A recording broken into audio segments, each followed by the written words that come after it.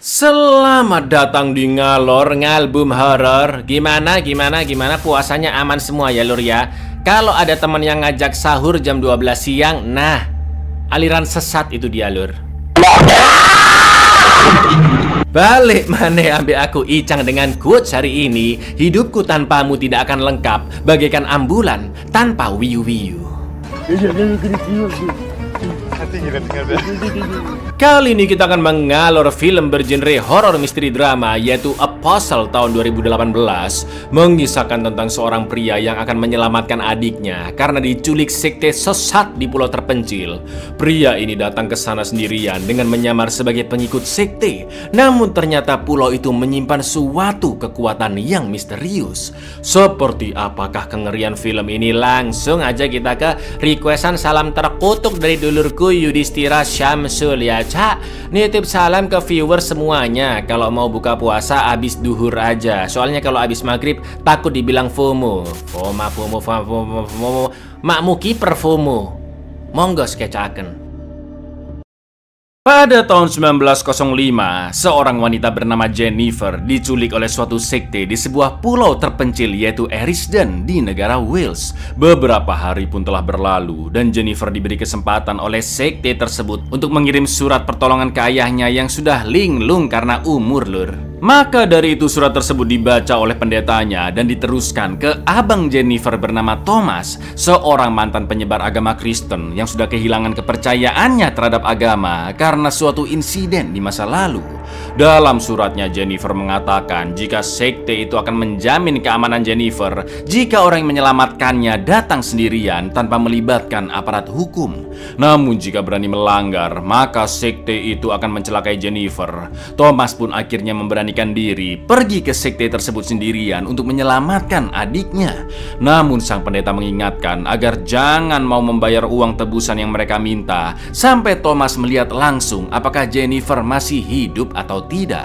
Di perjalanan ke sana, Thomas pun sangat amat gelisah dan meminum sebuah obat yang dia bawa di botol hijau. Jelas Thomas merasa takut karena dia menjalankan misi ini sendirian tanpa bantuan siapapun dan akan menyusup ke sekte sebagai anggota yang baru bergabung. Dan inilah utusan agama. If I am to survive, is to purchase my freedom. It is that stands between you and him, not your sister. These people, blasphemers, disease, the ransom they seek, alive. Sesampainya di dermaga, sebelum naik kapal yang langsung menuju pulau Erisden, Thomas dan penumpang lainnya yang merupakan pengikut sekte diminta Pak Nahkoda yaitu Frank untuk menyerahkan semua buku-buku, ornamen maupun gambar yang mereka bawa seperti liontin berfoto Jennifer milik Thomas. Lalu Thomas pun baru sadar jika tiket yang dikirim bersamaan dengan surat Jennifer ternyata memiliki cap merah, tidak seperti tiket penumpang lainnya lur. Bisa jadi cap itu untuk menandakan bahwa Thomas lah orang yang akan datang menyelamatkan Jennifer. Maka dari itu Thomas sepik-sepik membantu seorang bapak-bapak, sebut saja Pak Ijo, dengan membawakan buku-bukunya sekalian menukar tiketnya secara diam-diam. Untungnya Thomas berhasil lolos dan koper Pak Ijo pun ditandai X oleh Frank. Lalu saat kapal OTW, situasi terasa mengerikan karena badai besar dan ombak yang sangat berbahaya. Seorang penumpang, sebut saja Painem, sempat menyapa Thomas karena belum pernah melihatnya sebelumnya. Lalu ketika kapal terhantam ombak hingga seekor domba terlepas dari kandangnya, Thomas pun menyelamatkan domba tersebut. Namun tiba-tiba direbut oleh Paijo yang langsung melemparnya ke laut karena menurut ajaran sekte, semua yang terjadi sepanjang perjalanan sudah sesuai kehendak Tuhan dan para pengikutnya dilarang untuk ikut campur. Let me help you, brother. Much thanks, sir. Welcome, brother. It's whether to give or take. Akhirnya Thomas pun tiba di pulau Erisden, lalu berjalan menyusuri bukit menuju ke area desa. Dan Thomas pun disapa oleh mas-mas warlock bernama Jeremy, anak dari Frank.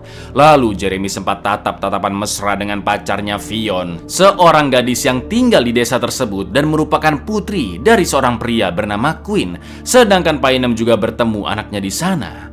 Anehnya semua orang yang baru datang termasuk Thomas dicek dulu rambut, wajah, serta mulutnya secara detail sebelum namanya didaftarkan ke buku catatan.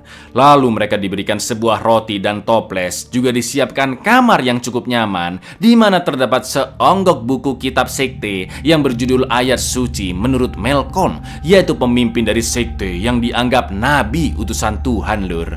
Sore harinya ketika mau OTW gereja, Thomas papasan dengan gadis cantik yaitu Mbak Andrea yang merupakan putri sematawayang dari sang pemimpin Malcolm.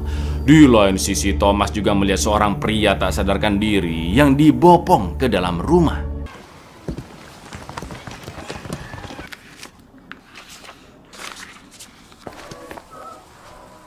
Don't tell.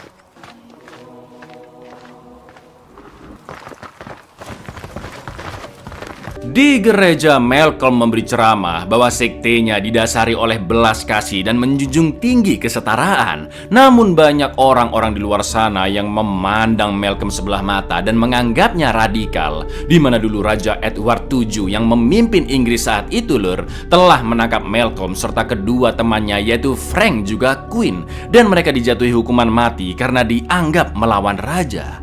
Namun mereka berhasil kabur dari kapal, terombang-ambing di lautan, hingga akhirnya secara kebetulan tiba di Pulau Erisden.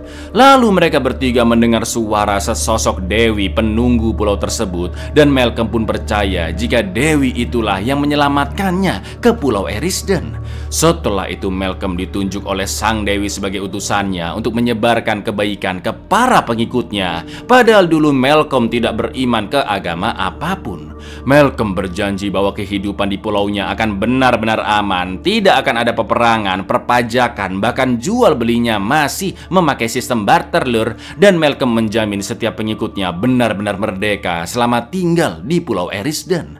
Di lain sisi ada seorang wanita misterius yang berjalan di luar gereja, dan setelah ceramah selesai, ada lumut di tembok gereja yang anehnya mengering dengan sangat cepat. It was my tongue. A man who once walked money, no taxes. Well, our land is here. We are free men.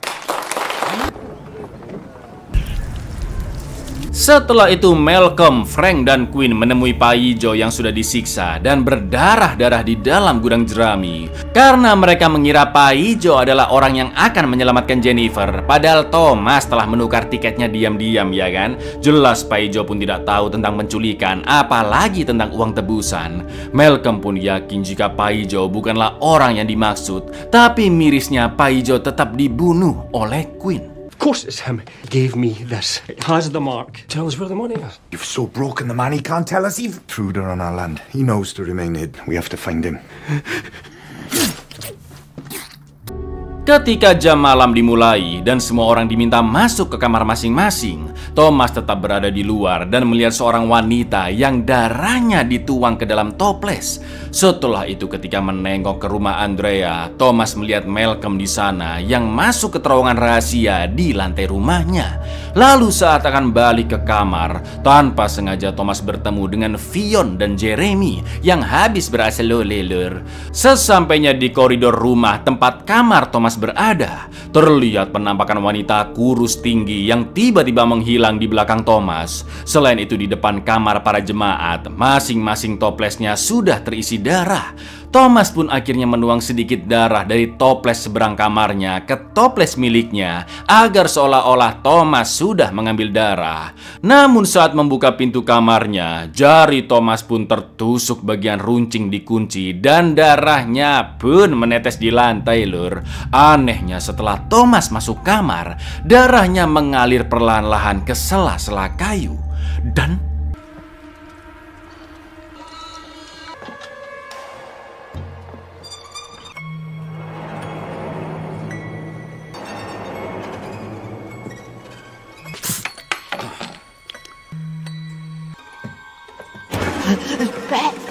Di kamarnya, Thomas menggambar denah desa tersebut seperti rumah-rumahnya, termasuk kediaman Malcolm. Sementara itu, Malcolm keluar dari terowongan rahasianya di tengah hutan dan masuk ke bangunan misterius yang dijaga oleh seorang pria bertubuh besar.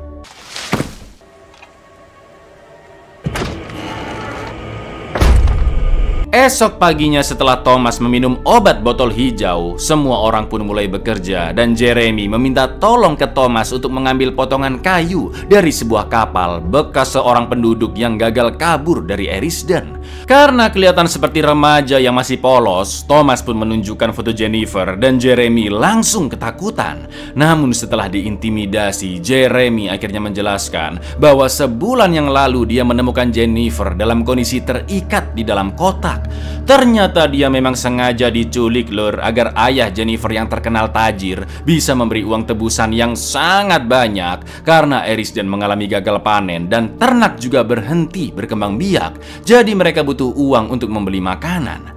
Jeremy pun mengaku dia tidak berani menyelamatkan Jennifer karena preman-preman Malcolm yang sangat ngeri-ngeri dan menyarankan Thomas agar jangan memberikan uang tebusannya. Mendengar itu, Thomas pun memaksa Jeremy untuk membantu membebaskan Jennifer, atau Thomas akan membeberkan hubungan gelap Jeremy dan Fionn yang pastinya dilarang di Erisden. Said her father was rich. We only wanted his money so we wouldn't starve. The animals have stopped breeding. He needs to smuggle food in from the mainland. You wish to keep your affair with that girl in the shack during my time on this land. Ketika balik ke desa, semua penduduk baru termasuk Thomas dikumpulkan di gereja dan Malcolm akan mencari siapakah yang semalam masih berkeliaran saat sudah masuk jam malam. Malcolm pun mengetes mereka dengan menanyakan sebuah ayat yang jelas Thomas ketar-ketir karena nggak hafal sama sekali, ya kan lur? Namun ternyata pria di sebelahnya adalah agen kiriman dari Inggris. Dia pun mengeluarkan pisau dan akan menusuk Malcolm. Sontak Thomas langsung menggunakan kesempatan itu untuk cari muka ke Malcolm dengan menahan serangan sampai dada Thomas terkena sayatan. Dan akhirnya pria itu pun ditusuk banyak tombak oleh preman-premannya Malcolm. Setelah itu Thomas dibawa ke rumah Malcolm untuk disembuhkan oleh Andrea. Dan karena telah diselamatkan, Malcolm pun berjanji akan membalas keberanian Thomas. Akan tetapi Thomas sempat mendengar Malcolm dan Queen yang berencana menyiksa Jennifer di depan umum agar si penyusup keluar dari persembunyiannya. This heathen land. I'm indebted to you, brother. The bravery shall not go unrewarded. Walk, so we have a ransom to find. All right, collect the girl. Kondisi Thomas pun baikan setelah lukanya dijahit. Lalu Thomas ngobrol ngalor ngidul dengan Andrea yang mengatakan jika dia mendapatkan alat-alat medis dari omnya yang seorang dokter, sedangkan ibunya meninggal saat melahirkan Andrea.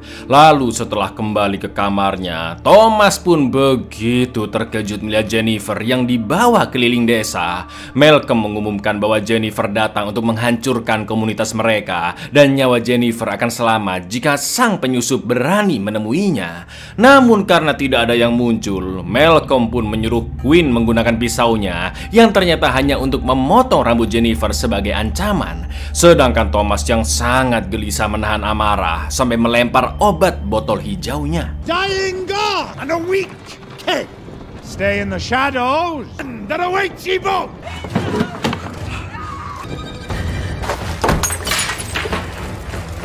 Untuk memancing sang penyusup, Jennifer tetap digeletakkan di tengah desa dan malah jadi bulan-bulanan bocil lur.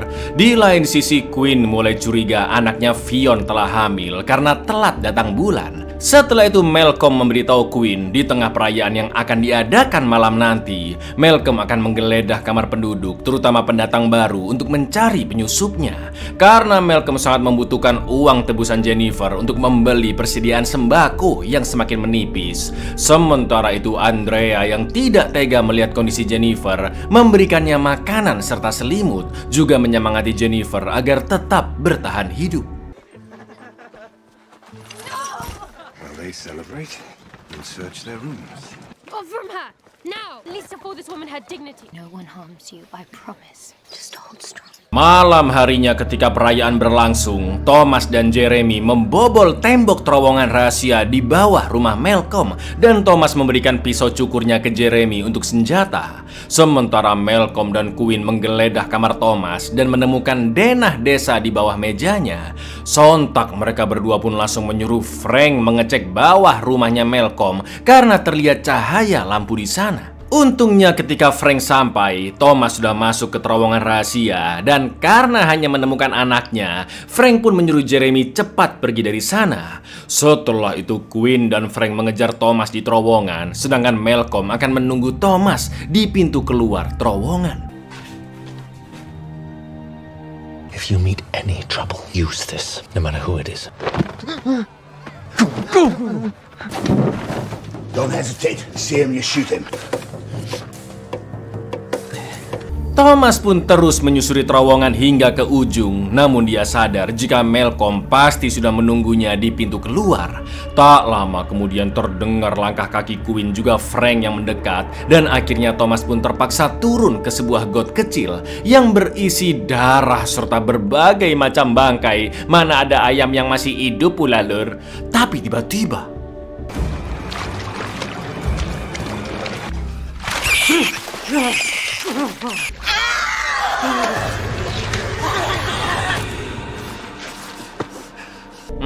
kan? Siapa coba tadi itu ya kan? Untungnya Thomas berhasil lolos dan dia sampai di sebuah goa dengan berbagai macam goresan di tembok seperti mural tangan dan permukaan laut, tulisan Exodus, juga sesosok makhluk berwarna putih, yaitu Dewi Pulau yang dikatakan Malcolm di ceramahnya, dengan juntayan akar-akar pohon yang menempel di tubuhnya.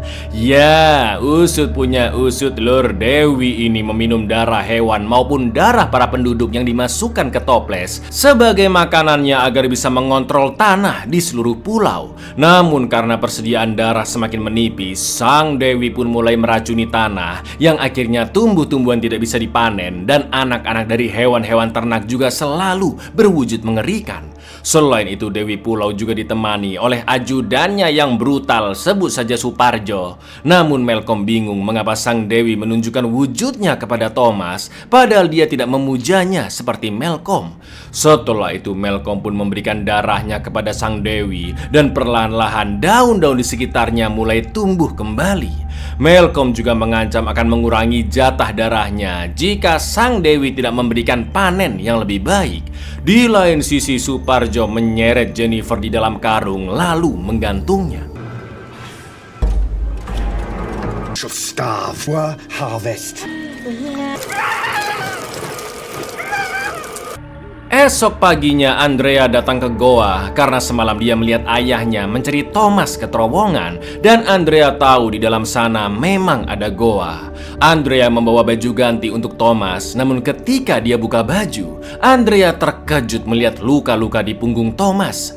Thomas pun menjelaskan bahwa dulu ketika dia masih seorang misionari atau penyebar agama Kristen di Beijing, Cina, Thomas dan misionari lainnya dieksekusi mati pada sebuah insiden yang berlangsung dari tahun 1899 sampai 1901. Thomas memang berhasil lolos, namun peristiwa itulah yang membuatnya tidak percaya dengan agama, karena menurutnya Tuhan tidak menyelamatkan dia dan rekan-rekannya saat itu. Mendengar itu, Andrea pun mengatakan sebenarnya Tuhan telah menjawab doa Thomas karena dia telah diselamatkan dari insiden tersebut. Namun Thomas tetap tidak yakin dengan kekuatan Tuhan lur. Lalu Thomas menceritakan tentang adiknya Jennifer yang diculik ke pulau itu hanya demi uang tebusan, dan sekarang nyawa Thomas sedang terancam. I led my parish into that of Peking. I beg of you, hear my prayer.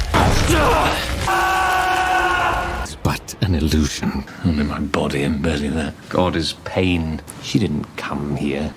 She was taken. Andrea pun membawa Thomas ke sebuah lahan dengan rumput-rumput tinggi yang akan sulit ditemukan para penduduk, dan dia menjelaskan jika tanah di Pulau Erisden telah beracun yang bisa jadi sang Dewi Pulau telah kehilangan kekuatannya. Namun menurut Thomas, mungkin saja ada seseorang yang membuatnya marah atau melanggar suatu perjanjian. Sementara itu Quinn sedang ribut dengan Fionn setelah melihat Jeremy keluar dari rumahnya, apalagi Fionn akhirnya jujur tentang kehamidunannya. Lalu yang terjadi, Lur. I have something for us. Father, please, I can explain. Put that inside you. Please, Father, do not see it. Abomination! Twisted flesh, no mother would ever call her. Stand for it. Ketika balik menemui Fionn, betapa terkejutnya Jeremy melihat kekasihnya sudah bersimbah darah yang ngerinya dibunuh oleh ayahnya sendiri. Jeremy yang murka pun akhirnya nekat menyerang Queen dengan pisau cukur dari Thomas. Dan You put your seed inside my beautiful angel.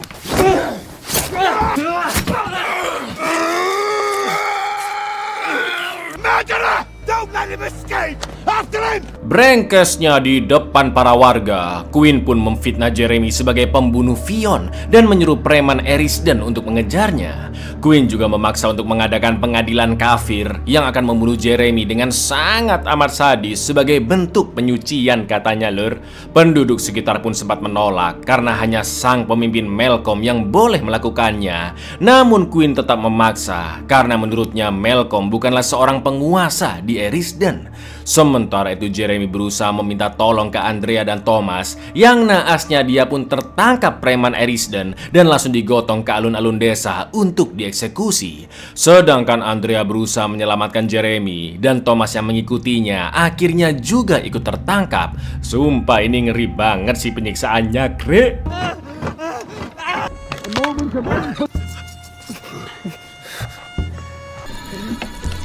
I've wanted this.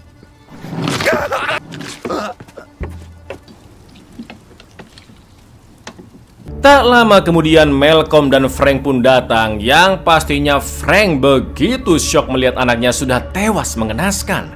Lalu Queen menyuruh para preman membawa jasad Jeremy ke rumah Dewi Pulau. Malcolm pun menyalahkan Queen yang seenaknya melakukan eksekusi, tapi Queen menuduh Malcolm adalah utusan Tuhan yang palsu. Karena keputusan yang Malcolm lakukan selama ini telah membuat sembako semakin menipis, gagal panen terus terjadi, orang-orang di pulau tersiksa, bahkan dua penyusup berhasil masuk dan terjadi perzinahan antara Jeremy dan Fionn. Setelah itu Queen menyuruh Malcolm membunuh Thomas untuk menunjukkan eksistensinya sebagai utusan Tuhan, dan Andrea langsung memohon ke ayahnya agar tidak melakukan perbuatan yang sangat keji tersebut. Namun tiba-tiba terdengar suara shotgun dari kejauhan yang langsung membubarkan massa, dan ternyata itu adalah Frank yang berniat membunuh Dewi Pulau karena situasi Erisden sudah terlalu kacau. Di kesempatan itulah Thomas membebaskan diri dari kekangan preman dan segera kabur ke dalam hutan.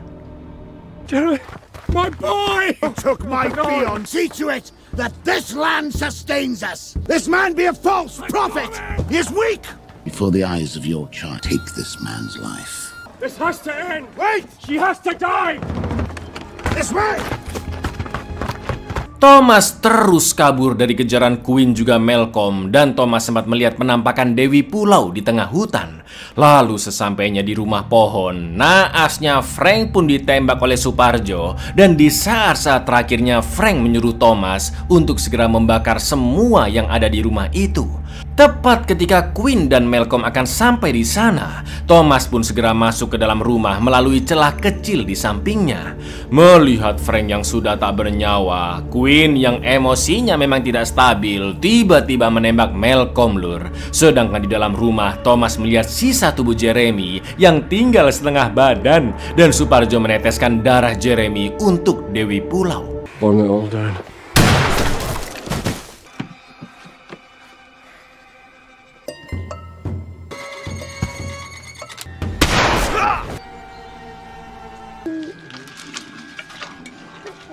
Thomas akhirnya menemukan Jennifer yang digantung di dalam karung. Tapi tiba-tiba Suparjo datang menghantam endas Thomas hingga pingsan, sementara Jennifer dibawa pergi oleh Queen. Tak lama kemudian Thomas pun tersadar dalam kondisi tangan serta tubuhnya terikat, dan Suparjo menariknya ke roda gerigi besi yang akan mencincang tubuh Thomas perlahan-lahan mulai dari tangannya. Ngerinya jari-jari di tangan kiri Thomas pun hancur, yang untungnya dia berhasil lepas dari talinya dan berusaha membunuh Suparjo. Lalu yang terjadi?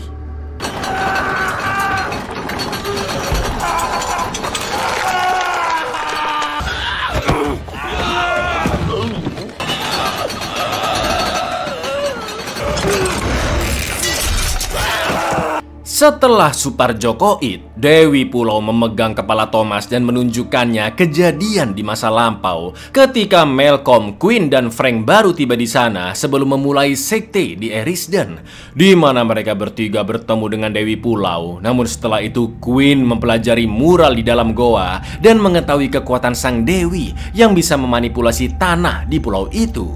Queen pun menyuruh teman-temannya untuk menangkap Dewi Pulau dan mengeksploitasi kekuatannya hingga dia semakin melemah. Sang Dewi pun memohon ke Thomas untuk dibebaskan dari kesengsaraannya selama ini, dan akhirnya Thomas pun membakarnya. Sementara itu ternyata Malcolm masih hidup karena hanya pundak kirinya yang tertembak. Di lain sisi Queen yang merantai Jennifer dan Andrea menjelaskan bahwa seharusnya dialah yang menjadi pemimpin, dan sekarang Queen berencana untuk menghamili mereka berdua berkali-kali lalu akan memberikan janinnya untuk Dewi Pulau karena darah dari hewan sudah tidak begitu manjur, Lur. Sangat-sangat biadab dan mentalnya sakit dia ini ya kan, Lur. Untungnya Thomas sudah membunuh Dewi Pulau. Lucky. It's wrong.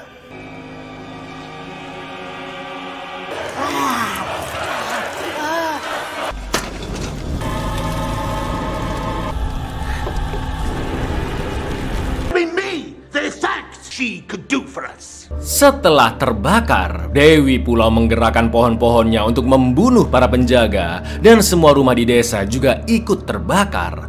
Para penduduk pun kocar-kacir OTW ke dermaga dan akan kabur menyelamatkan diri naik kapal ke Pulau Britania Raya. Sementara Thomas pergi ke gereja setelah mendapat info jika Queen menyekap Andrea dan Jennifer di sana. Thomas juga sudah meminta tolong ke seorang emak-emak agar kapal menunggu sampai Andrea dan Jennifer tiba di dermaga. Gak pakai babi bu, Thomas pun langsung menusuk Queen tepat di dadanya. Shotgun Queen pun terjatuh dan digunakan Andrea untuk membuka rantai ikatan mereka. Sedangkan Queen berusaha menyayat leher Thomas.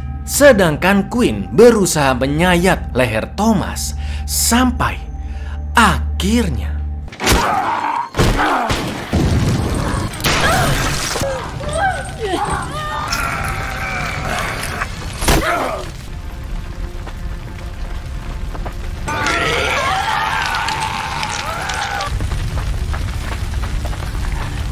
karena lukanya terlalu parah, Thomas tidak kuat berlari ke dermaga dan kakinya sudah mati rasa akibat kehilangan banyak darah.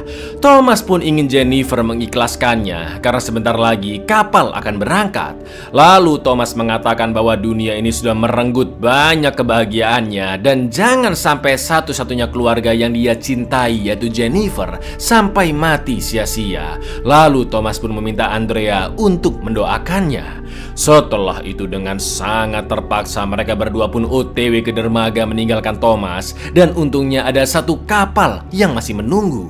Tak lama kemudian terdengar suara teriakan Dewi Pulau diikuti dengan ledakan dari got darah. Sementara itu Malcolm mendatangi Thomas yang sudah sakaratul maut. Namun tiba-tiba darah Thomas diserap oleh Pulau Erisden. Tanaman pun merambat dan menyatu dengan tubuhnya. Sedangkan bentuk juga warna matanya berubah seperti Dewi Pulau. Itu artinya, Lur, Thomas dipilih untuk menjadi penjaga Pulau Erisden selanjutnya. So much for me. I could never take you. Pray for me.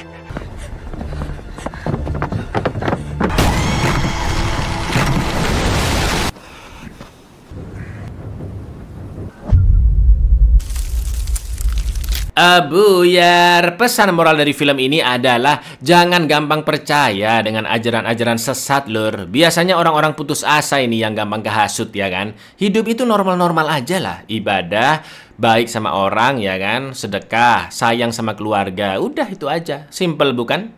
Assalamualaikum.